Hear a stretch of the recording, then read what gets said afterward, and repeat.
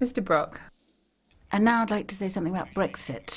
If you want to agree on things with us, you have to finance those commitments. That's a completely normal way to proceed.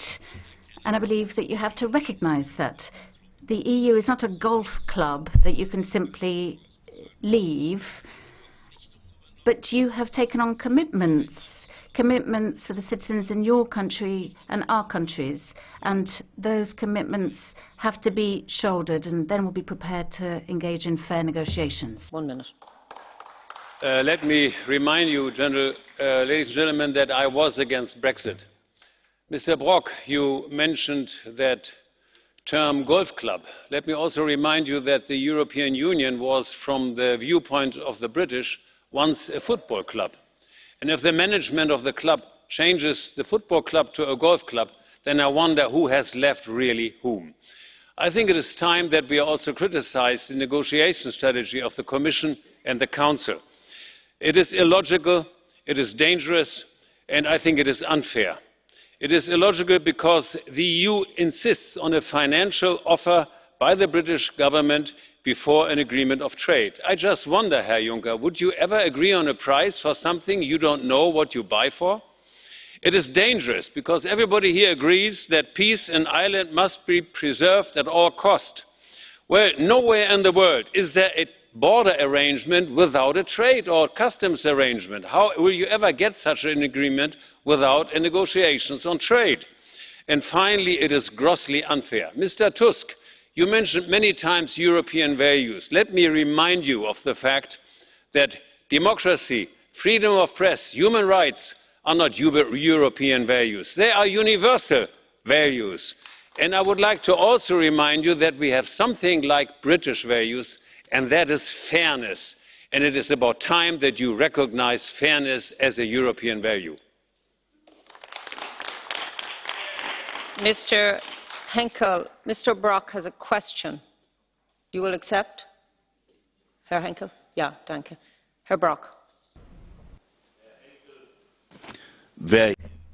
Henkel, now I don't want to know from you who's being fair in their negotiation, but every development from the EU, from the Single Act, from Maastricht, from Nice, from Amsterdam and the Lisbon Treaty has been ratified with a qualified majority in the House of Commons. So you cannot say anything's been imposed. They've been involved in the negotiations and they've decided it in their parliament. So I don't know what you're talking about.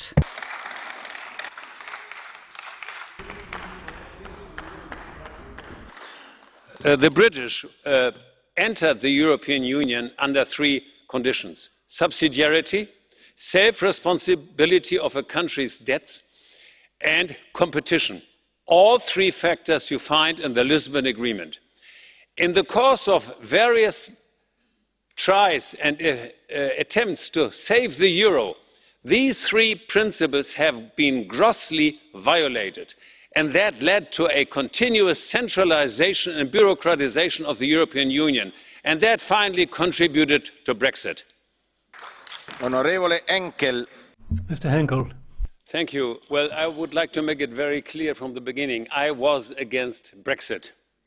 And Mr. González Pons made the point that after Brexit, people like Farage are leaving this parliament. Well, I would like to remind you, not only him, but all British people are leaving this parliament, and these are the last advocates in this parliament who are in favor of competitiveness, of decentralization, and of self-responsibility of a country for its debts. But it was, and let's not forget it, it was the Junckers, it was the Broks, it was the Verhofstadts in this parliament who carry a lot of responsibility for the Brexit in the first place. It was their mantra for more Europe, more centralization, more socialization, which led to the referendum in the first place. And it was their inflexibility on the immigration issue which gave the arguments for the Johnsons and the Farages to swing the results towards Brexit. To minimize the damage, we now need to do 3 things. First of all, Mr. Verhofstadt, people like you should stop this arrogance vis-à-vis the British voters. Secondly, Mr. Barnier, you should stop giving the impression that you want to punish the British for their decision. And here's a message to London. They should really get their act together and come up with a stable and unified government to face this Commission in this critical phase. La parola